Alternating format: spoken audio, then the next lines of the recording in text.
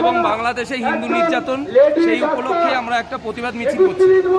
কত মানুষ আজকে এই মিছিলে যোগদান করেছে? আজকে আমাদের এখানে মহিলা এবং পুরুষ মিলে মোটামুটি 900 থেকে 1000। মূলত কি দাবি করছেন আপনারা? আমরা দাবি চাইছি, আমাদের আর্জি করে যে আমাদের মহিলা লেডি ডাক্তার তাকে নৃশংসভাবে হত্যা করা হয়েছে এবং রেপ হয়েছে, তার সুবিচার চাইছি। ইতিমধ্যে তো সিবিআই তদন্ত করছে এবং বিচার ব্যবস্থা সুপ্রিম কোর্টে গেছে, তারপরেও কি আপনারা মনে করছেন না বিচার ব্যবস্থা এগিয়ে যাচ্ছে?